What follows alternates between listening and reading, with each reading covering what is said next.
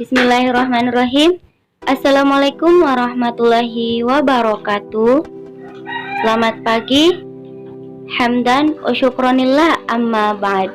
Puji syukur kita panjatkan atas kehadirat Allah Subhanahu wa taala, dan tak lupa pula selawat serta salam kita kirimkan kepada baginda Nabiullah Muhammad SAW. Perkenalkan, saya atas nama Afadilah Sisa dengan stambuk F1 C1 19059. Berikut merupakan video presentase dari mata kuliah Mikrobiologi Umum. Video ini merupakan tugas ujian akhir semester mata kuliah Mikrobiologi Umum dengan dosen pengampu mata kuliah yaitu Dr. Prima Endang Susilowati MSI, berasal dari jurusan Kimia, Fakultas Matematika dan Ilmu Pengetahuan Alam Universitas Halu Oleo Kendari. Baiklah, video ini merupakan video yang akan menjelaskan suatu bakteri dengan tema bakteri Lactobacillus bulgaricus. Adapun poin pembahasan yang akan saya kaji pada kesempatan ini yakni yang pertama, bakteri Lactobacillus bulgaricus, klasifikasi bakteri, media hidup kultur bakteri, komposisi media, metabolisme bakteri, dan fermentasi. Baiklah, untuk masuk ke poin pertama yaitu bakteri Lactobacillus bulgaricus. Lactobacillus bulgaricus merupakan bakteri yang tergolong gram positif. Bakteri gram positif merupakan bakteri yang mempertahankan zat pewarna kristal violet. Bakteri ini mengalami perubahan warna ketika dicuci menggunakan alkohol. Selanjutnya, bakteri ini berbentuk batang, tidak membentuk endospora dan bersifat hemofermentatif. Bakteri hemofermentatif adalah bakteri yang mengubah heksosora menjadi asam laktat, di mana dalam fermentasi menghasilkan asam laktat sebagai produk utama. Bakteri ini merupakan bakteri mikroaerofolik, tidak mencerna kasein, tidak memproduksi indol, dan tidak memproduksi MC katalase, dan juga bukan patogen. Nah, selanjutnya, bakteri Lactobacillus bulgaricus mempunyai kondisi optimum untuk pertumbuhannya, memiliki pH berkisar antara 5,5 dengan suhu 30 derajat Celcius. Selanjutnya, bakteri L. bulgaricus ini memiliki keasaman sifat yang litmus yang kuat, tidak tahan akan garam, dan bersifat termodurik. Bakteri yang bersifat termodurik mampu bertahan hidup pada suhu yang tinggi. Bakteri termodurik tumbuh pada suhu optimal 20 hingga 30 derajat Celcius dengan suhu pertumbuhan minimal 5 hingga 10 derajat Celcius. Selanjutnya, bakteri L. bulgaricus ini kemudian berdasarkan kebutuhan terhadap oksigen, bakteri L. bulgaricus ini tergolong bakteri anaerob fakultatif, di mana bakteri anaerob fakultatif merupakan organisme yang menghasilkan ATP secara respirasi aerob jika terdapat atau membutuhkan oksigen, tetapi juga mampu melakukan fermentatif ketika tidak memerlukan oksigen. Nah, kutipan ini dikutip dari Hendarto DKK 2019. Untuk selanjutnya, bakteri L. bulgaricus itu sendiri digunakan sebagai starter dalam pembuatan yogurt. Untuk selanjutnya, bakteri L. bulgaricus memiliki ukuran 0,5 hingga 1,2 dikali 1 hingga 10 mikrometer. Selanjutnya, L. bulgaricus itu sendiri tidak berspora dan tidak termasuk dalam bakteri heterotrof, di mana bakteri heterotrof merupakan bakteri yang membutuhkan senyawa organik yang tidak dapat membuat makanan sendiri atau bergantung terhadap mikroorganisme lain. Selanjutnya, bakteri ini termasuk bakteri mesofilik. Aktivitas enzim proteoliptiknya lebih tinggi dibandingkan dengan bakteri asam laktat lainnya, sehingga produk fermentasi oleh bakteri ini memiliki cita rasa dan nilai gizi yang tinggi. Kutipan ini dikutip dari Anggriani dan Tri 2017. Berikut merupakan gambar dari bakteri L. bulgaricus yang dikutip dari kenkosukum.com. Selanjutnya, peran dan keberadaan bakteri L. bulgaricus dikutip dari SNET 1998 menyatakan bahwa L. bulgaricus sering ditemukan pada susu, daging, ikan, air limbah, bir, anggur, buah-buahan, jus buah-buahan, sayuran fermentasi, acar, silase, adonan roti asam, dan bubur. Bakteri ini juga merupakan bagian normal flora pada mulut, traktur intensial, dan vagina hewan hemotermik termasuk manusia. Nah, selanjutnya dikutip pula dari SNID 1998 menyatakan bahwa L. vulgarisus berperan dalam menghasilkan rasa khas dan tajam. L. vulgarisus juga menghasilkan metabolit yang menjadi sumber dan cita rasa yang spesifik dan dari substansi-substansi yang bersifat menghambat terhadap pertumbuhan mikroba yang tidak sesuai. Hasil dari produk metabolik utama dari bakteri ini adalah asam laktat, dan komponen aromanya terdiri dari asetaldehid dan diasetil. L. vulgarisus sendiri menghasilkan hidrogen peroksida dan senyawa penghambat yang disebut bulgarikan. Keberadaannya dapat mengawetkan produk dengan menghambat pertumbuhan bakteri yang tidak diinginkan, serta mampu meningkatkan keamanan produk pangan. Nah, berikut gambar dari bakteri L. vulgaricus. Klasifikasi bakteri L. vulgaricus yaitu kelas terdiri dari Bacilli, ordo Lactobacillus, famili Lactobacillacea, genus Lactobacillus, spesies Lactobacillus delbrueckii, subspesies Lactobacillus delbrueckii vulgarisus. Nah, kutipan ini dikutip dari Hertanto 2019. Adapun bakteri L. vulgarisus, dinding selnya mengandung peptilogikan dan juga polisakarida yang melekat pada peptilogikan dengan ikatan fosfodiester. Komposisi dari bakteri L. vulgarisus memiliki asam amino yang terdiri dari lisin, aspartat, glutamat, dan alanin. Adapun nutrisi yang dibutuhkan untuk pertumbuhan dan perkembangan oleh bakteri L. vulgarisus adalah asam amino, peptida, derivat asam nukleat, vitamin, garam, asam lemak, dan ester asam lemak, serta karbohidrat yang terfermentasi.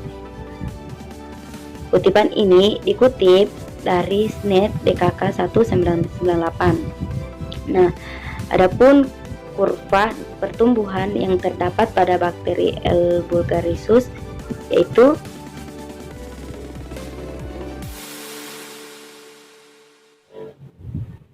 media yang pertama yaitu media MRS seperti yang kita lihat pada gambar. Medium yang biasa digunakan untuk kultivasi bakteri asam laktat adalah medium MRS. MRS merupakan medium kultivasi untuk bakteri asam laktat.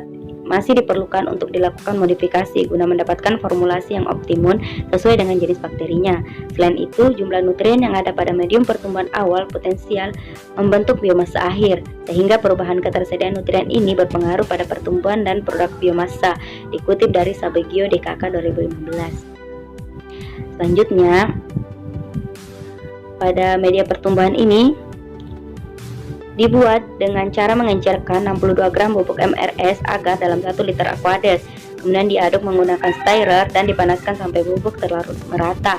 Lalu medium MRS agar ini disterilkan menggunakan autoclave selama 15 menit dengan suhu 121 derajat Celcius. Dikutip dari Stiarto DKK 2016.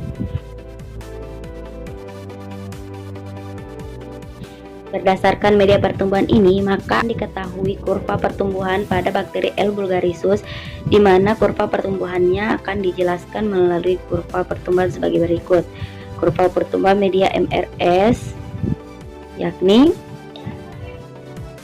pola pertumbuhan bakteri L. vulgarisus mengalami 4 fase, yaitu fase lag, fase log atau fase eksponensial, fase stasioner, dan fase kematian, di mana fase lag merupakan fase adaptasi bakteri untuk mulai tumbuh pada media yang baru, sehingga pada fase ini belum terjadi peningkatan sel. Fase lag terjadi pada jam ke-0 hingga ke-8, sedangkan pada fase log, pertumbuhan bakteri sangat cepat karena nutrisi yang tersedia masih mencukupi. Selama fase ini, bakteri tumbuh pada kecepatan maksimum. Fase log terjadi pada jam 12 hingga jam 18. Setelah mengalami peningkatan jumlah sel yang tinggi, maka kebutuhan makanan bakteri akan berkurang. Oleh karena itu, sebagian bakteri akan mengalami kematian karena kekurangan nutrisi, sehingga berada pada titik kejenuhan yang disebut fase stasioner. Jumlah bakteri yang hidup dan mati akan sama, sehingga jumlahnya terlihat konstan. Fase ini terjadi pada jam ke-20 hingga ke-48. Bakteri yang mengalami fase kematian ditunjukkan dengan penurunan jumlah sel. Hal ini dikarenakan nutrisi yang ada pada media sangat rendah, sehingga mengakibatkan tidak ada pertumbuhan bakteri lagi. Waktu pertumbuhan optimal dalam pertumbuhan L. vulgarisus selama 16 jam. Selanjutnya, komposisi media MRS agar atau board. Sumber Subiago Teregaga 2015. Terdiri dari pepton 10 gram, berfungsi sebagai sumber nitrogen dan penyedia asam amino untuk proses metabolik asam amino. Selanjutnya yang kedua, ekstra hamir sebanyak 5 gram sebagai sumber nitrogen. Beef extra 10 gram sebagai sumber protein, nitrogen, vitamin, serta karbohidrat yang sangat dibutuhkan oleh mikroorganisme untuk tumbuh dan berkembang. Selanjutnya, dikalium fosfat 2 gram berfungsi sebagai sumber fosfat, digunakan sebagai buffer. Selanjutnya, amonium sulfat 2 gram berfungsi sebagai nitrogen dan penyedia asam amino untuk proses metabolisme asam amino. Selanjutnya, glukosa berfungsi sebagai sumber energi atau karbon utama untuk pertumbuhan bakteri. Selanjutnya, agar 15 gram berfungsi sebagai bahan pemadat karena tidak mengurangkan mikroorganisme dan membeku pada suhu derajat di atas 45 derajat Celcius. Selanjutnya, MnSO4 2 kali sebagai sumber sulfur dibutuhkan untuk mensintesis mikroba yang berperan dalam penyediaan asam amino esensial, terutama asam amino yang mengandung gugus sulfur. Selanjutnya, MgSO4 7H2O dan sodium asetat berfungsi sebagai sumber sulfur. Terakhir, air 100 ml berguna sebagai sumber mineral, di mana media pertumbuhan membutuhkan air sehingga nutrisi molekul rendah dapat melintasi membran sel bakteri. Nah, setelah kita mengetahui komposisi media MRS agar, extra beef digunakan sebagai sumber nitrogen, vitamin, serta karbohidrat yang sangat dibutuhkan oleh mikroorganisme untuk tumbuh dan berkembang, maka dapat disimpulkan bahwa komposisi dari extra beef itu sendiri terdiri dari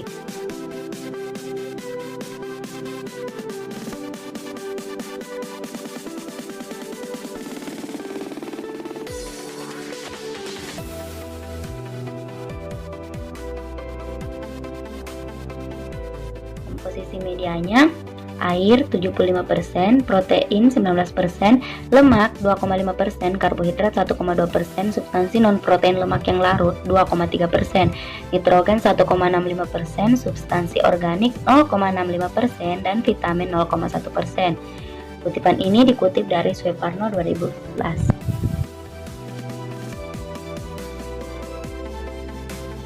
Nah, adapun media selanjutnya yang digunakan pada pertumbuhan L. vulgarisus yaitu media susu, di mana seperti yang kita tertera pada gambar, sumber dari isroe.com, pola pertumbuhan L. vulgarisus mempunyai kecenderungan meningkat dari jam ke-0 hingga jam ke-12, disebut fase lag.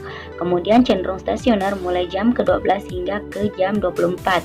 Hal ini menunjukkan bahwa L. vulgarisus mencapai fase stasioner pada jam ke-12 pada media susu.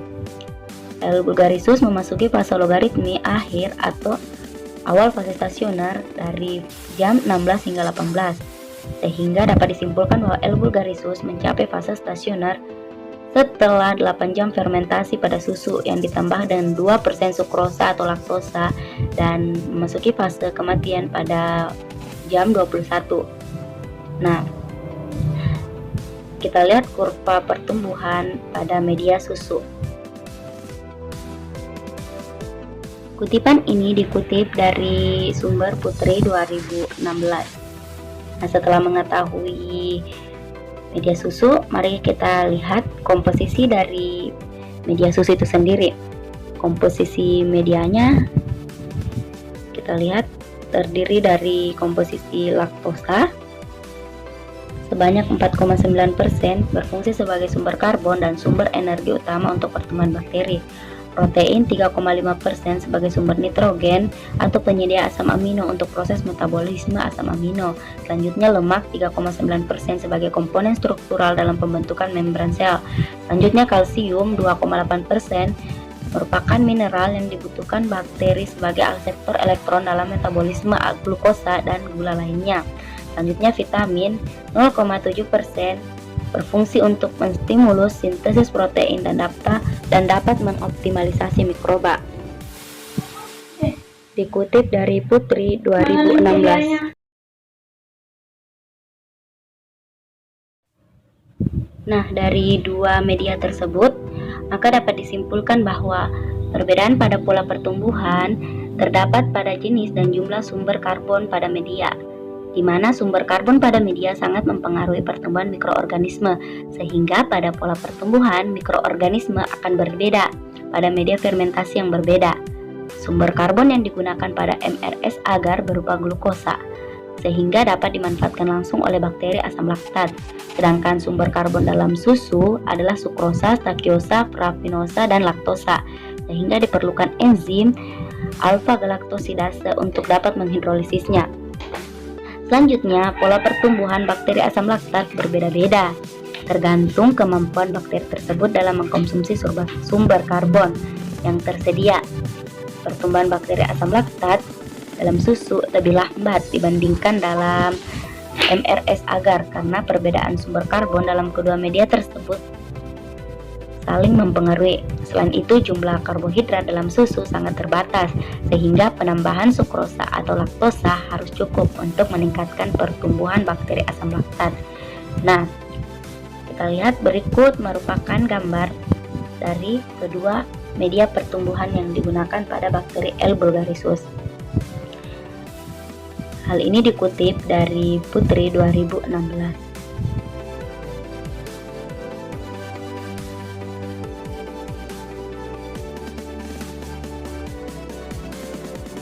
Yaitu metabolisme bakteri Lactobacillus bulgarisuus.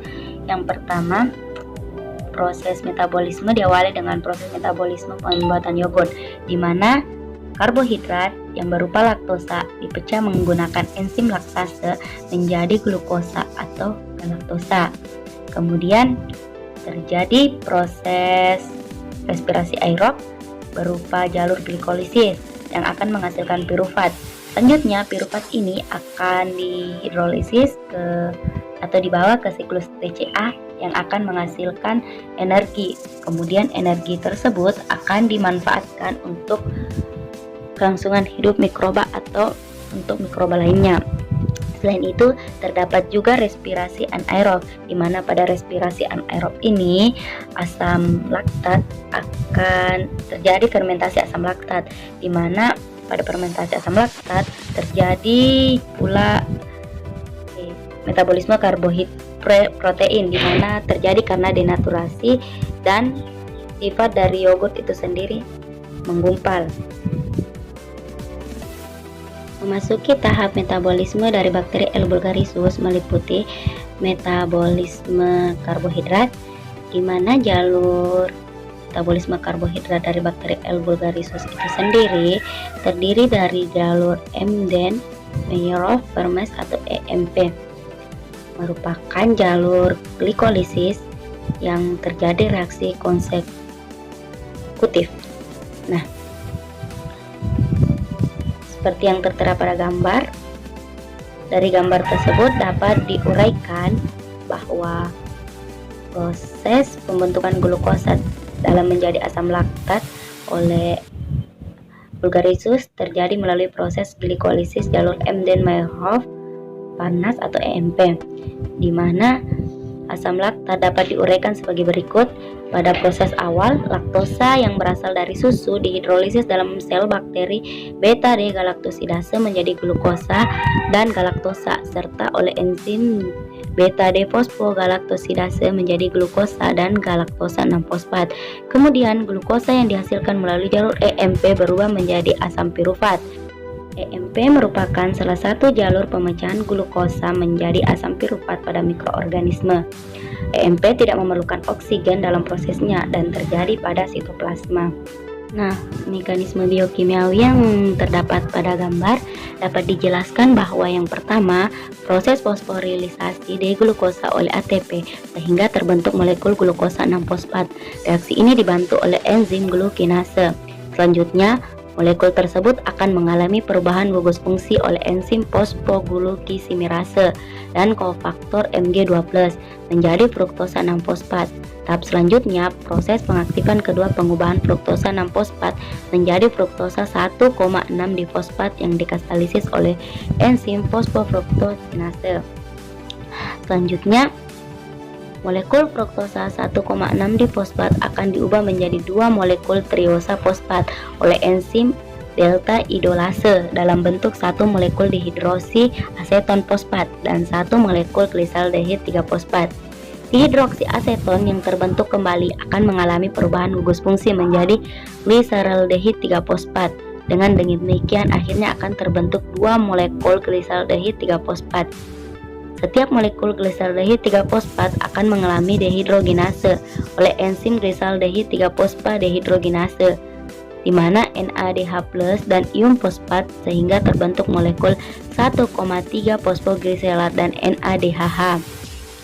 Tahap selanjutnya yaitu tahap penyimpangan energi pertama dalam bentuk ATP berupa adenosin trifosfat, hasil dari perubahan 1,3 fosfogliserat menjadi 3 fosfogliserat oleh bantuan enzim fosfogliserat kinase dan kofaktor Mg2+.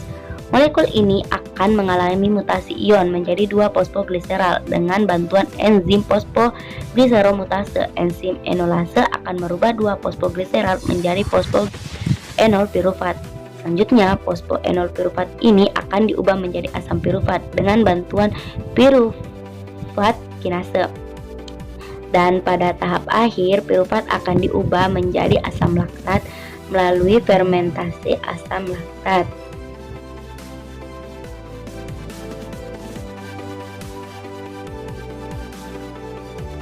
Nah, dari hasil metabolisme karbohidrat yang berupa pirufat itu sendiri nanti akan masuk ke dalam siklus TCA yang berupa tahap dekarboksilasi oksidatif.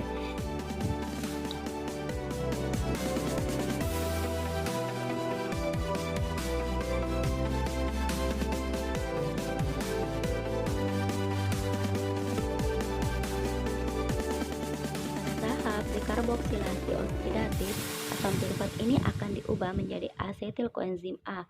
Proses pengubahan tersebut diperantai oleh enzim pirufat dehidrogenase yang terdapat di mitokondria. Selanjutnya di bawah ini berikut merupakan gambar dari siklus TCA.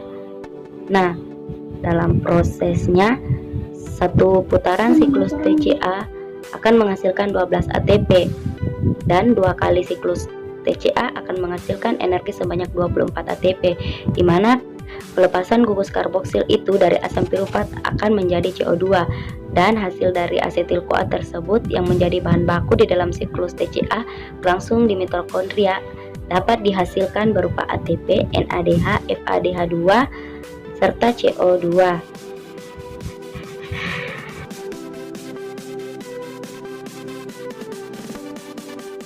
Setelah metabolisme karbohidrat, terdapat pula metabolisme protein dari bakteri L. bulgarisus, di mana pada bakteri ini terjadi metabolisme protein yang dapat diuraikan sebagai berikut.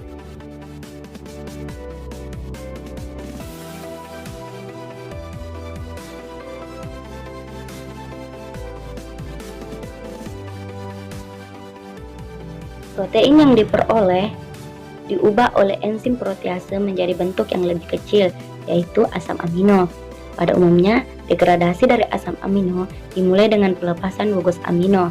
Kemudian terjadi proses transminasi, di mana proses transminasi merupakan proses suatu gugus amina dipindahkan biasanya dari GLU menjadi suatu beta ketoasid dan menghasilkan asam amino plus yang berupa alfa ketoglutarat. Reaksi ini dikatalisis oleh enzim transminasi. Selanjutnya, degradasi asam amino berlanjut dengan pelepasan gugus amino yang dikatalisis oleh L-glutamat dehidrogenase. Selanjutnya terjadi proses diaminasi. Diaminasi merupakan suatu reaksi kimia pada metabolisme yang melepaskan gugus amina berupa NH3. Diaminasi oksidatif akan membentuk asam keto dan amonia. Selanjutnya, asam amino yang terbentuk dari metabolisme protein ini akan dimetabolisasi menjadi amina atau amonia dan kerangka karbon. Selanjutnya, kerangka karbon akan ikut dalam siklus TCA, sedangkan amonia akan mengalami sintesis membentuk urea. Selain itu, hampir semua asam amino diubah menjadi asetil-CoA. Asetil-CoA ini masuk ke dalam siklus TCA. Sebagai hasil akhir dari oksidasi terbentuk 12 molekul ATP dan hasil dari siklus TCA berupa kerangka atom C, yaitu CO2. Untuk metabolisme menggunakan media pertumbuhan dengan ekstrabiotik sendiri diperoleh asam amino yang berupa asam amino rantai cabang atau BCCA, asam amino aromatik AA, RAAS, dan metionin yang merupakan aroma perasa cyanide menjadi senyawa aroma oleh Lactobacillus agaricus, di mana pengkodoran enzim kunci yang dianalisis dalam ini ditampilkan dalam huruf tebal dan miring, mana yang menunjukkan reaksi enzimatik, sementara mana putus-putus menunjukkan konversi kimia yang tidak stabil. Selanjutnya, hasil yang diperoleh dari metabolisme ini berdasarkan rute degradasinya menghasilkan fluorophore compound atau senyawa aroma seperti meteniol dan thioester. Nah, kutipan ini dikutip dari sumber Cajuela dan Luz 2012. Selanjutnya, untuk media susu sendiri memiliki metabolisme protein yang berbeda, di mana dikutip dari Cranworth DKK 2002 menyatakan bahwa kasein yang merupakan protein susu akan mengalami proses metabolisme asam amino dengan rute degradasinya menghasilkan fluorophore compound atau senyawa aroma seperti metanatiol, thioester, dan senyawa belerang seperti yang tertera pada gambar berikut.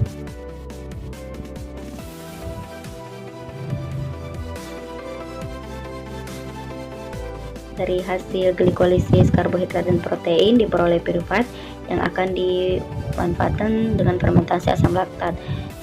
Fermentasi asam laktat sendiri merupakan proses metabolisme di mana glukosa yang merupakan gula 6 karbon lainnya berupa sukrosa dan laktosa dapat diubah menjadi energi seluler dan metabolit laktat yang merupakan asam laktat dalam larutan.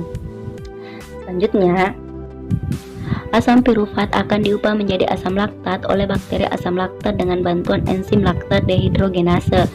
Seluruh proses biokimia terbentuknya asam laktat tersebut oleh bakteri L. vulgarisus. Nah, berikut tertera pada gambar piruvat yang merupakan produk dari proses glikolisis akan mengalami proses fermentasi asam laktat dengan proses di mana piruvat akan direduksi dengan NADH menjadi asam laktat. Setelah proses glikolisis tidak dilanjutkan ke tahapan dekarboksilasi oksidatif lagi, melainkan dilanjutkan dengan 2 asam piruvat akan diubah menjadi 2 molekul asam laktat. Jadi fermentasi asam laktat sendiri akan menghasilkan 2 ATP dan 2 asam piruvat. Nah, kutipan ini diambil dari sumber Hendarto DKK 2019.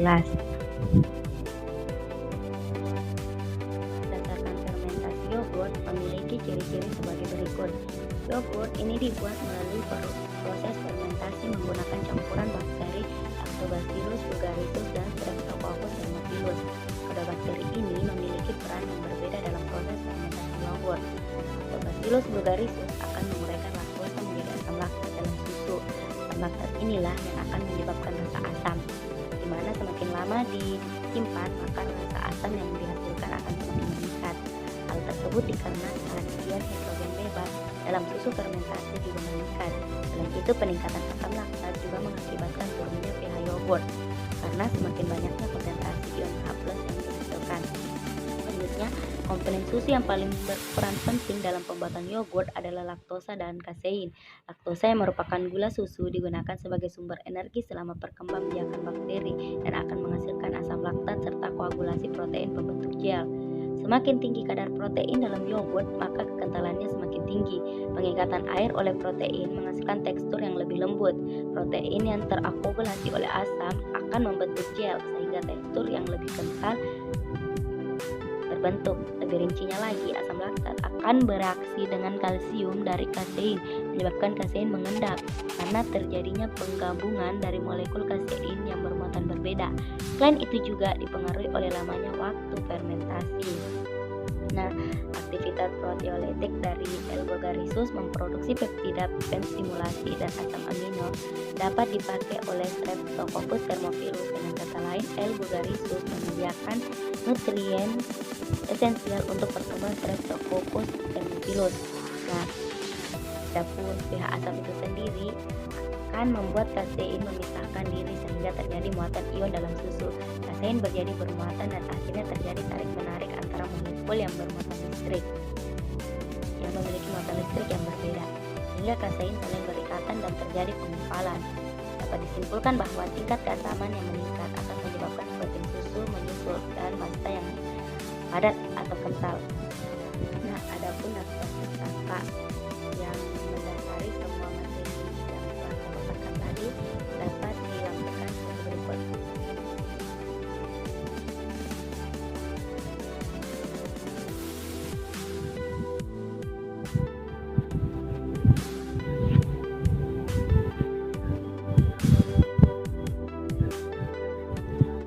Baik, itulah tadi hasil pemaparan materi dari saya. Kurang dan lebihnya saya mohon maaf. Saya akhiri dengan ucapan wabillahi taufiq wal hidayah. Wassalamualaikum warahmatullahi wabarakatuh.